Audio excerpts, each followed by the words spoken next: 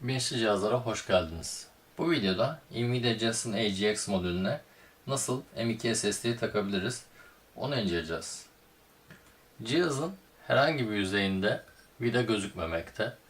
Bu nedenle ayaklarına bakıyoruz ve ayaklarının altında birer adet her köşede vida olduğunu görüyoruz. Birisinden başlayalım.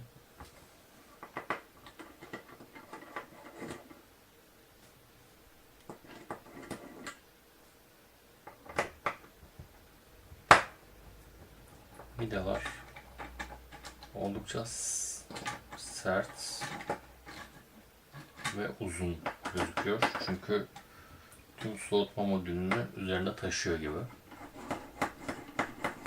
Biliyorsunuz boşta dönmesine rağmen gelmiyor.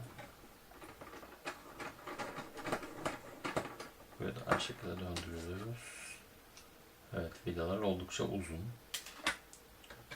Burası geliyor. Evet, burası da çıktı. Bunları takarken dikkat etmemizi gerektirecek herhangi bir şey var mı diye bakıyorum. Cihazın üzerindeki diğer açıklamalar yazıyor. 9 volttan 20 volta kadar 10 amper, 4,5 amper çalışabilir diyor. Cihaz tek parça gözüküyor.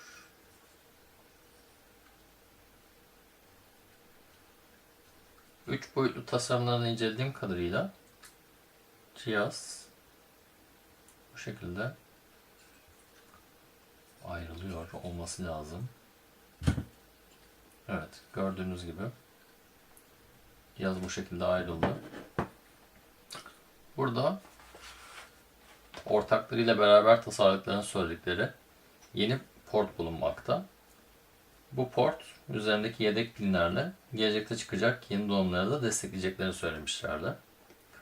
Bu fon bağlantı kablosu açarken dikkat edin. Oldukça sert bir şekilde bağlanmış çünkü. Bu Kingston SSD hız ve fiyat olarak uygun olduğunu gördüğüm için almıştım. NVMe SSD kendisi. Bunu takmak için öncelikle şuradan fan bağlantısını çıkaralım. Fan bağlantısını çıkardık. Kart tekrar masanın üzerine koyuyoruz. Burada bir adet vida bulunmakta. Onu çıkaralım. Vidayı çıkardıktan sonra NVMe SSD'yi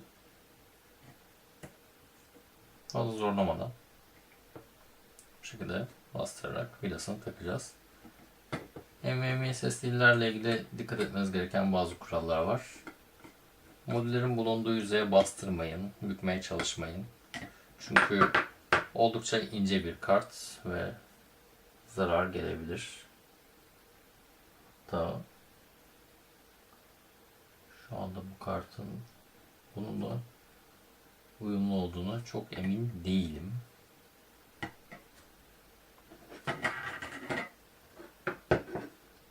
Deneyelim.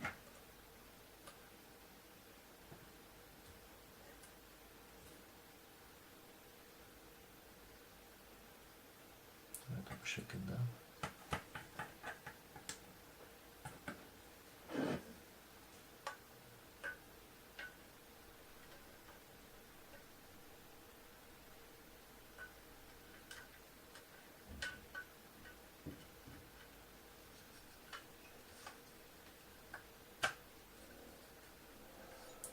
Bu şekilde modül oturuyor.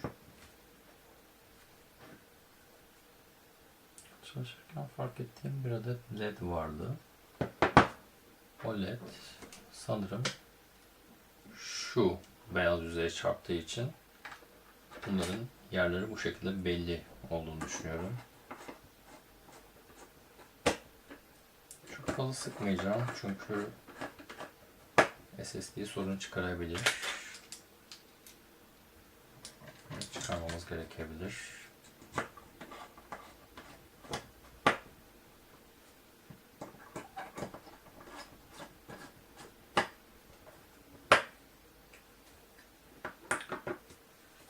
Bu şekilde SSD'yi takmış bulunuyoruz. Bakalım çalışacak mı?